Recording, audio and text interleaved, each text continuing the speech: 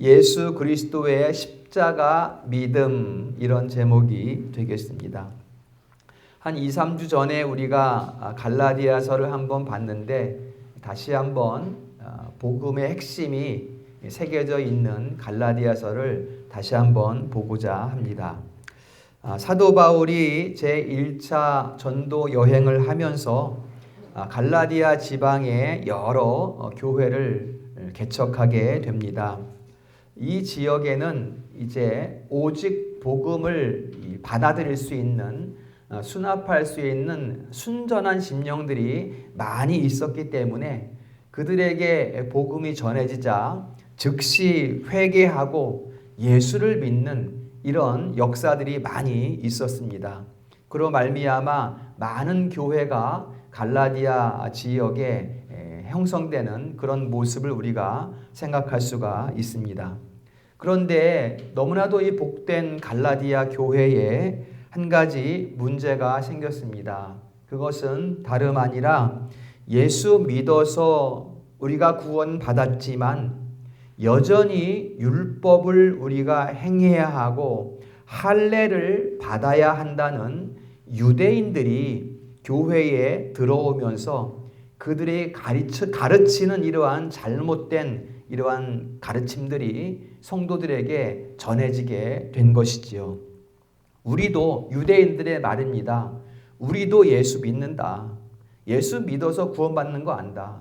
그렇지만 우리를 봐라. 우리는 다 할례를 받았지 않았냐.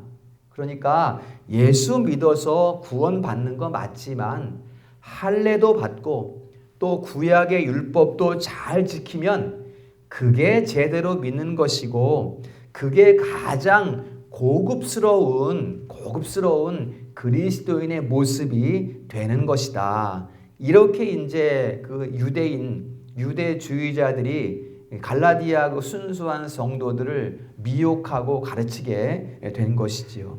그러니까 이제 그 갈라디아에 있는 성도들은 이방인들이잖아요. 유대인의 입장에서 본다면 이방인들인데 그 이방인 그리스도인들이 생각할 때 하나님께서 저 유대인들과 맺으신 언약, 아브라함과 맺으신 그 복을 저 유대인들이 받고 누리는 그 복을 우리가 같이 누리기 위해서는 우리도 할례를 받고 율법을 지키는 게 맞지 않겠냐. 이제 이렇게 생각하게 된 것이죠.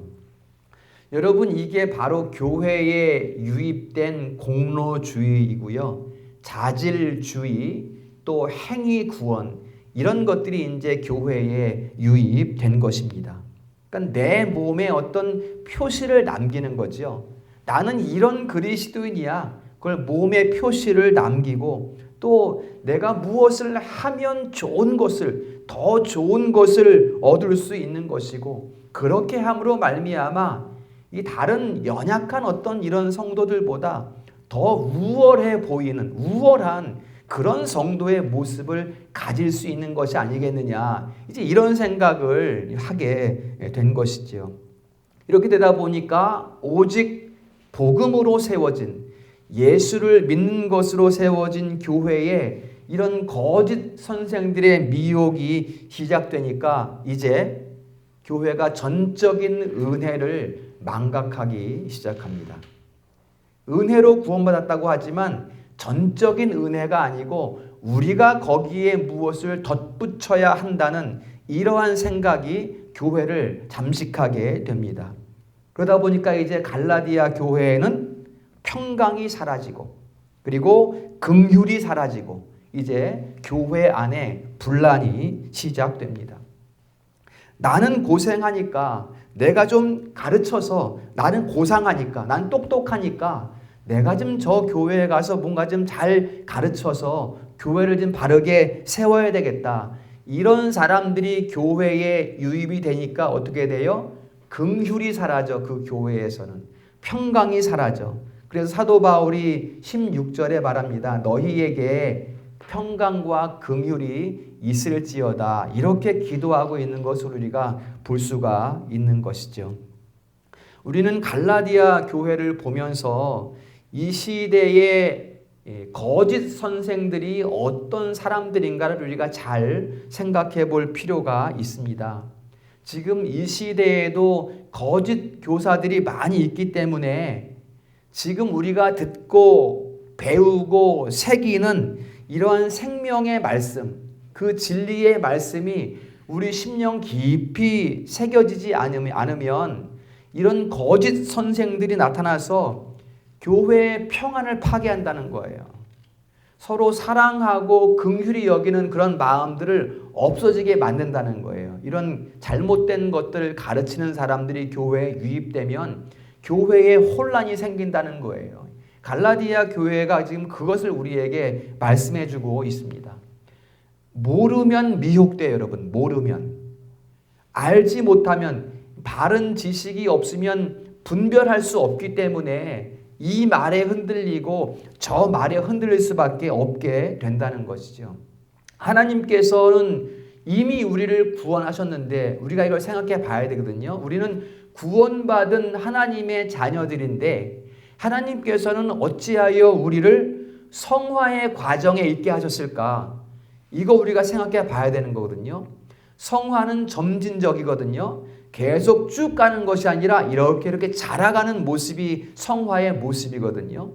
하나님께서는 우리를 한번 구원하셨으면 그냥 끝내버리면 되지. 왜 이렇게 성화의 과정 가운데 우리를 있게 하셨을까? 왜냐하면 우리가 계속해서 성경을 읽고 또 묵상하고 듣고 배우고 가슴에 새겨야 이러한 세상으로부터 들어오는 미혹과 유혹들을 분별할 수 있기 때문이에요. 그래야만 우리가 진리의 기치 아래 견고히 설 수 있기 때문에 하나님께서는 우리를 지금 성화의 자리에 있게 하신 거예요. 모든 것을 이겨내게 하시기 위해서 분별하게 하게 하시려고 우리를 지금 성화의 삶을 살아가게 하시고 계시다라는 것입니다. 그러니까 이렇게 생각해 봅니다. 이제 교회에는 어떤 사람들이 오는 곳인가? 잘 차려입고 권세 입은 고관 대작들, 전혀 부족함이 없는 완전한 사람들, 우리를 봐라, 우리는 고상하지 않냐라고 말하는 저 유대주의자들이 오는 곳이 교회일까라는 것이죠. 아니라는 거죠. 교회는 병든 사람이 상처를 부여잡고 울면서 병원으로 가듯이 교회도 마찬가지예요. 어떤 신분이나 소유나 능력이나 권세나 명예나 이런 것들하고 전혀 관계없이 영적으로 고통받는 사람들, 영적인 뒤틀림 가운데 애통한 심령을 가진 사람들, 그렇기 때문에 나는 주 없이는 살 수 없다는 그 혈병 여인처럼 그 옷자락 내가 잡겠다라고 생각하는 그 여인처럼 그런 애통한 심령들이 나오는 곳이 바로 교회라는 것이죠.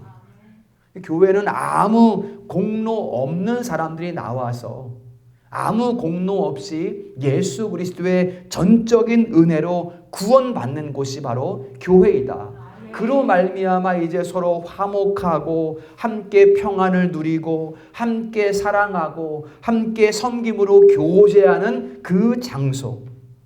어떤 교회이든지 전적인 은혜가 고백되어야 평화가 있습니다.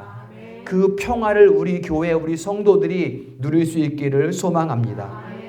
내 자질이 들어오고 내 능력이 들어오면 교회의 평화는 깨지게 되어 있어요. 어떤 사람이, 특별히 저 같은 목회자가 내 자질을 내세우면서 내가 이렇게 해서 교회를 세우겠다, 내가 이렇게 해서 교회를 세웠다 라고 말하게 되면, 목회자가 자기 자질을 온전히 드러내게 되면 그 교회는 힘들어지는 거예요. 힘들어질 수밖에 없는 거예요. 성경이 그것을 우리에게 말씀해 주고 있는 거예요. 그래서 사도 바울이 갈라디아 교회에 말합니다. 15절에요. 할례나 무할례나 그거 아무것도 아니야. 여러분, 내가 여러분에게 가르치지 않았냐? 할례나 무할례나 아무것도 아니야. 저 유대주의자들이 말하는 받으라고 하는 그 할례는 우리가 구원받는 것하고는 전혀 관계가 없는 거야. 이거 지금 사도 바울이 말하고 있는 거예요. 예수 안에 생명이 있는 것이지 어떻게 할례 받는 것에 구원이 있다고 말을 하냐. 다 저 거짓말하는 것이다. 이게 지금 사도 바울이 갈라디아 교회에 그 거룩한 분노를 가지고 지금 외치는 그런 말이 되는 것입니다. 그러면 우리에게 무엇이 중요하냐? 15절이에요. 오직 새로 지으심을 받는 것만이 중요하니라 라는 것이죠. 그러면 이 새로 지음을 받는 것, 이 거듭남이 어디에서 시작되는가? 바로 우리 주 예수 그리스도의 십자가 믿음, 여기에서 시작되는 거예요. 우리가 거듭나는 것이, 우리가 새 생명을 얻는 것이 이 예수 그리스도의 십자가에서 성취된 것이다. 이게 사도 바울이 갈라디아 교회에 말하는 것입니다. 우리를 다시 살린 십자가, 우리 성도들이 예수 그리스도의 십자가 믿음으로 살아갈 수 있기를 주님의 이름으로 축원합니다. 그러면 우리는 예수 그리스도의 십자가로 구원을 받았거늘 이 교회에 침투한 저 거짓 선생들은, 저 유대주의자들은 왜 자꾸 할례를 받으라고 하는 것일까?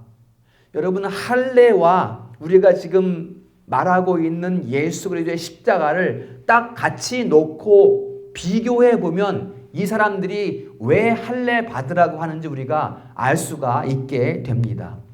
할례라는 것은 피부를 조금 잘라내면서 피를 조금 흘리게 해요. 표피를 잘라내면서 피를 흘리게 해서 그 피의 헌신, 그렇죠? 피를 흘렸으니까 헌신한 거잖아요. 그 피의 헌신으로 아브라함의 자녀가 되었다는 표를 하는 것이거든요. 그러니까 몸에 흔적을 남기는 거야. 그러니까 이 흔적을 가진 사람들은 하나님의 자녀야, 아브라함의 후손이야, 이렇게 인정하게 된다는 것이죠. 그러나 할례는 이런 것이고, 그러면 예수 그리스도는 작은 피를 조금 흘린 것이 아니라 온 몸에 물과 피를 다 쏟으심으로 전제를 드린 바 되었고, 또 십자가에서 고통받는 큰 고통 가운데 몸을 떨리는 요제로 자기 자신을 주셨고, 또 십자가에서 거제로 높이 달리셨고, 또 십자가에서 고통의 번제로 자기 온 몸을 불태워 주신 그 예수 그리스도, 그분이 구원을 이루신 분이다. 이게 할례와 예수 그리스도의 이루신 그 사역의 다른 모습이라는 거예요. 그러니까 사도 바울이 하는 얘기는 이거예요. 할례는 오실 이의 표상이고, 구약의 모든 일들은 예수 그리스도를 예표하고 있잖아요. 할례 또한 오실 이의 표상이고 장차 될 일의 그림자요. 무엇이? 할례는 예표고 그림자요. 이제는 실체가 오셨고, 그 실체가 오셔서 십자가에서 모든 의를 다 이루셨는데 왜 또 할례가 필요하냐? 왜? 이게 지금 사도 바울이 말하는 거예요. 너희들 왜 다시 육체로 돌아가려고 하냐? 다 이루신 예수 그리스도가 밝히 보이거늘 왜 다시 그림자로 돌아가려고 하느냐? 이게 사도 바울의 거룩한 분노인 거예요. 이게 너희들 왜 그러냐? 내가 가르쳤지 않냐? 오직 예수 그리스도의 십자가를 믿음으로 구원을 얻는 것이라고 분명히 가르쳤거늘 너희들 왜 다시 육체의 일로 돌아가려고 하느냐라고 말하는 것입니다. 그러면서 사도 바울이 저 유대인들이 자꾸만 할례를 받으라고 하는 그 이유가 무엇인지 12절에서 말하고 있습니다. 왜 할례를 받으라고 하는가 하면 그들이 십자가의 박해를 면하려고 하는구나, 이렇게 지금 말하고 있어요. 십자가의 박해를 면하기 위해서 저들이 할례를 받게 한다. 율법을 행한다. 할례를 받았다. 이렇게 지금 말하고 있는 거예요. 여러분, 십자가의 박해가 뭔가요? 지금 사도 바울이 말하고 있는 십자가의 박해가 어떤 건가요? 자, 신명기에서 나무에 달린 자마다 저주를 받은 자라고 이렇게 얘기를 했고, 갈라디아 3장 13절에도 얘기해요. 나무에 달린 자마다 다 저주를 받은 자라 그랬는데, 예수께서 그 십자가에 달리셨고 그 십자가에 달리신 그 복음을 전하는 것마다 갇히고 매맞고 죽임당하는 박해의 터, 그 박해의 터가 바로 십자가잖아요.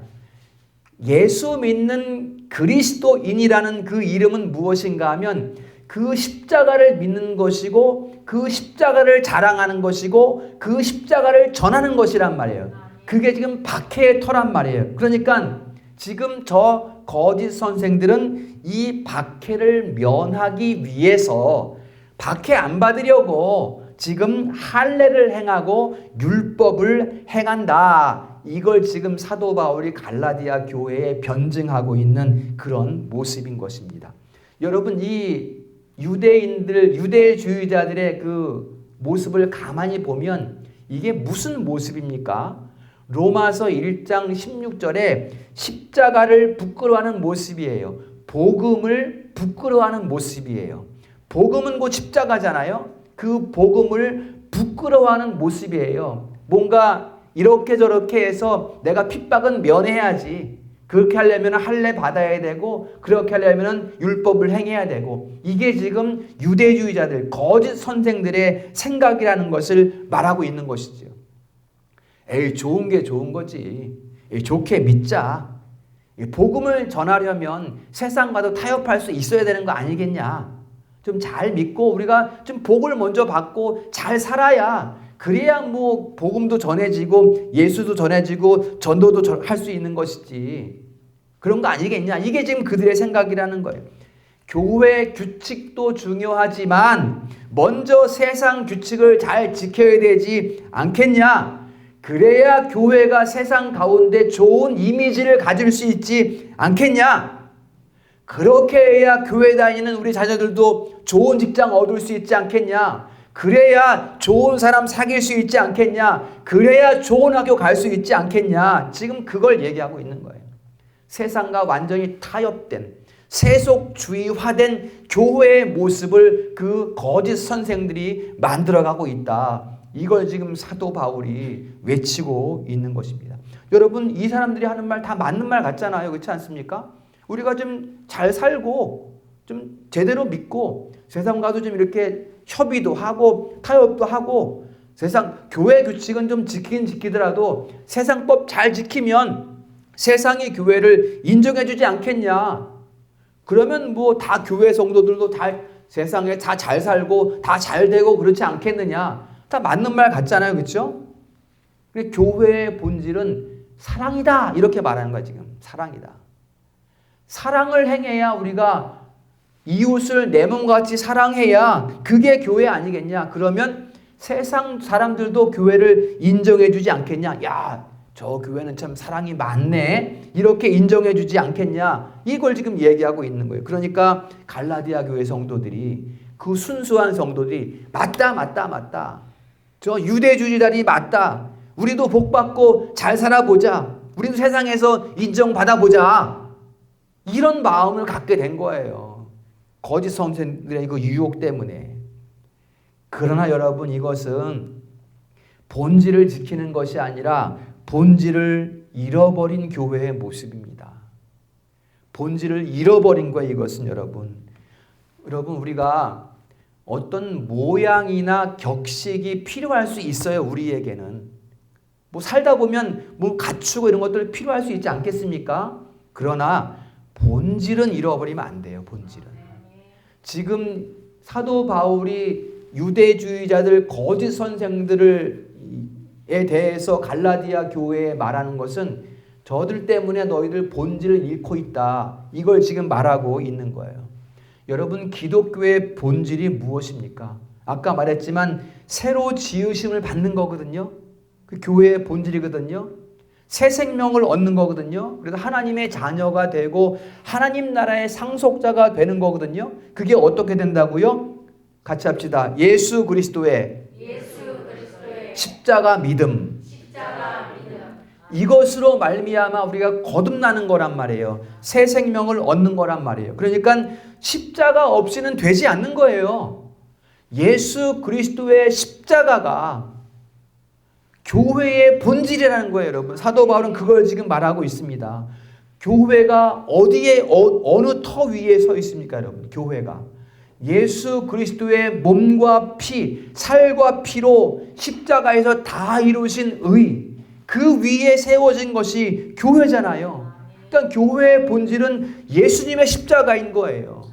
그 십자가를 버리고 사랑해라, 실천하자 이렇게 말한다면 그게 교회의 본질을 잃어버린 것이 아니고 무엇이겠느냐. 그러니 십자가만 자랑하고 십자가만 사랑해라, 십자가만 바라봐라, 이게 지금 사도 바울이 갈라디아 교회에 외치고 있는 음성이 되는 것입니다. 그러면 사람들이 말합니다. 맨날 십자가만 사랑하고 십자가만 쳐다보고 있으면 언제 이웃 사랑합니까? 언제 실천할 겁니까? 뭔가 이렇게 좀 힘을 모아서 으쌰으쌰 힘을 모아서 뭔가 좀 되는 일도 만들어야 되지 않겠습니까? 결과물이 있어야 되지 않겠습니까? 교회에. 이렇게 말한다면 이런 것 때문에 자꾸만 무언가 막 일을 해서 뭔가 보이게 하려는 이런 사람들이 교회에도 있지 않습니까? 이게 바로 13절에 말하는 육체의 모양을 자랑하려는 그런 모습이 되는 거예요. 그러나 여러분, 우리가 한번 생각해 봅니다. 우리는 어떻게 이웃을 사랑하고 이웃을 돌봅니까? 우리가 진정 예수 그리스도의 십자가를 믿는다면 그 사랑의 실천은 저절로 될 줄 믿습니다. 되는 거예요, 이것은 여러분. 십자가를 바라보고 밝히 보는 십자가를 바라보고 그 십자가를 사랑하면, 그 십자가를 믿으면 사랑하게 되는 거예요, 여러분. 전도하게 되는 거예요. 왜냐하면 전하지 않고는 견딜 수 없기 때문에, 사랑하지 않고는 내 마음에 불이 나서 견딜 수 없기 때문에 전하는 거예요. 사랑하는 거예요. 무엇이 먼저입니까? 그 십자가를 믿는 것이 먼저인 거지요. 그게 지금 갈라디아서에서 우리에게 말씀해 주시는 말씀이 됩니다. 마땅히 십자가를 사랑하면 먼저 이웃을 사랑하는 것이 아니라 십자가를 먼저 사랑하면, 그러면 우리가 우리의 목숨과 힘과 정성을 다해서 하나님을 사랑하게 되고, 그 다음에 또 하나님을 사랑함으로 말미암아 다시 이웃을 사랑하게 되고, 이게 이제 십자가를 먼저 믿는 그러한 성도들의 삶의 모습이 되는 것입니다. 근데 이런 모습은 다 이런 내용은 다 빼버리고 교회 다니는 사람은 뭐 사랑도 없고 윤리도 없고 도덕심도 없고 이렇게 말하는 것은 온당하지 않습니다. 이것은 모르는 사람들이 하는 이야기예요. 누가 이런 말을 합니까? 세상에 있는 사람들은 당연히 뭐 그럴 수 있다고 생각할 수 있지만, 지금 갈라디아 교회에 들어온 잘 안다는, 고상하다고 말하는 그 유대주의자들이 교회 안에 있는 사람들 중에 공로주의와 자질주의에 빠진 사람들이 이런 말을 하고 있다는 거예요. 우리 이렇게 하면 안 돼.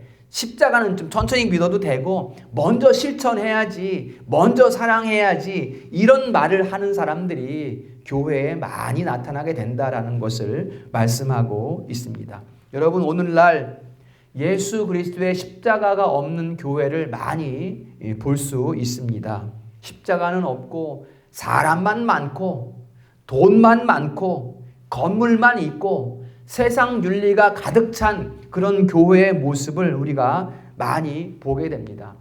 이렇게 해야 잘 살 수 있지, 저렇게 해야 잘 살 수 있지, 이렇게 저렇게 해야 복 많이 받을 수 있지, 무당이 점치듯이 나는 받다 들었다, 이런 말을 하고 있는 이런 이 모습이 현대 교회의 모습, 막 뒤죽박죽 돼갖고 이쪽에서는 받다, 저쪽에서는 들었다, 이렇게 해야 복 받지, 저렇게 해야 복 받지, 완전히 세상 모습에 점철된 이런 교회의 모습이 지금 여러 곳에서 나타나고 있는 것을 우리가 볼 수가 있습니다. 우리 성도들은 이러한 세상의 모습을 잘 분별할 수 있기를 축원합니다. 이를 위해서는 우리가 더욱더 하나님의 말씀, 성경 말씀에 전착되어야 해요. 딱 말씀이 가르치는 것이 무엇인가 유심히 묵상하고 또 교회에서 들려지는 말씀, 또 가르쳐지는 말씀, 함께 나누는 말씀들 가운데 정확하게 하나님의 말씀을 배워서 그래서 세상을 분별할 수 있고, 그래야 우리가 세상의 어떤 세상을 닮아가는 모습이 아니라 세상 가운데 있는 것들이 아니요 라고 말할 수 있는 이런 교회의 모습을 가질 수가 있게 되는 것입니다.